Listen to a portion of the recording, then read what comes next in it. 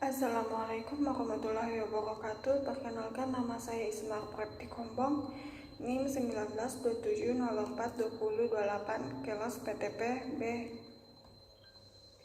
Fish Aggregating Devices atau alat pengumpulan ikan. Fish Aggregating Devices lebih sering disebut rumpon, merupakan benda berlabu atau hanyut yang diletakkan di laut untuk menarik perhatian ikan. Memiliki struktur permanen, semi permanen, dan sementara, atau terbuat dari bahan apapun untuk memancing ikan. Rumpon tradisional dibuat dengan bahan-bahan lokal dan digunakan di perairan dangkal kedalaman 50-200 meter oleh nelayan skala kecil untuk menangkap ikan kecil dan umpan. Rumpon dapat berupa benda-benda alam seperti kayu, gelondongan, atau buatan manusia. Beberapa struktur rumpon bersifat permanen, sedangkan yang lainnya dapat dipindahkan. Rumpon mengumpulkan ikan yang berbeda pada kedalaman yang berbeda. Berbagai jenis rumpon di area yang berbeda. Setelah waktu yang singkat, menarik dan mengumpulkan ikan di sekitar struktur. Terlepas dari desainnya, perkumpulan ikan remaja atau rumpon pada rumpon membuat ikan-ikan predator yang lebih besar akan mendekat. Kategori utama rumpon dapat diklasifikasikan menjadi dua, yaitu yang pertama jenis artisanal dan yang kedua jenis industri. Perbedaan rumpon artisanal dan industri. Rumpon artisanal lebih kecil dan digunakan oleh nelayan subsisten, artisanal, dan rekreasi.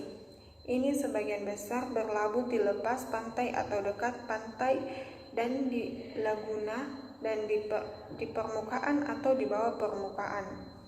Sedangkan rumpon industri adalah struktur yang besar dan mungkin melayang atau melabuh. Para nelayan menggunakan alat tangkap purse seine, long line, atau pole and line, dan melayani perusahaan perikanan untuk mendukung kapal skala industri. Keuntungan dan kekurangan rumpon artisanal. Keuntungannya, keamanan makanan, efisiensi vessel, pengelolaan sumber daya pesisir, perubahan iklim, adaptasi peristiwa, dan keamanan di laut. Kekurangannya, penggunaan rumpon yang singkat, terjadi konflik antar nelayan, dan adanya kendala anggaran. Sedangkan keuntungan dan kekurangan rumpon industri. Keuntungannya yaitu memakan makanan keamanan, efisiensi, domestik pembangunan, dan distribusi usaha dan izin pendapatan.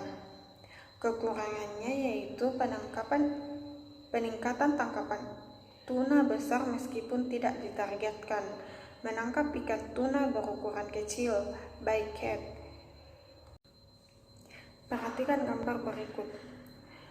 Pada gambar A, merupakan rakit yang disebut payau, digunakan pada pulau-pulau tertentu di Filipina. Kemudian yang bagian B, rakit bambu yang disebut tsukegi, digunakan di Jepang untuk memancing lumba-lumba.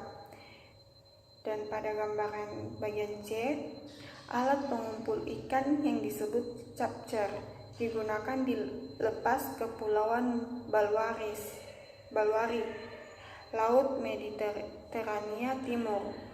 Kemudian pada gambar bagian D, karnizi, dibuat dari botol plastik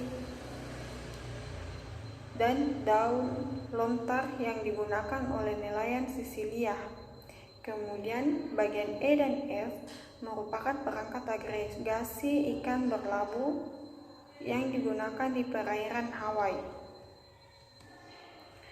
Penangkapan ikan rumpon bervariasi dengan ukuran spesies dan usia, dan rumpon kontribusi berkelanjutan terhadap resiko penangkapan berlebih. Sisi positifnya, rumpon dapat menjebak tuna di daerah yang tidak produktif. Penangkapan area waktu adalah metode utama yang digunakan untuk membatasi dampak penangkapan ikan. Pada perikanan, rumpon telah disarankan, tetapi efektivitas waktu penutupan area tidak pasti. Secara umum, rumpon pada dasarnya tidak buruk. Namun, benda terapung ini membutuhkan perhatian tambahan dari komunitas ilmiah dan nelayan. Jika digunakan dengan benar, rumpon dapat mengurangi biaya bahan bakar dan jejak karbon tanpa membahayakan ekosistem atau kelangsungan hidup spesies target.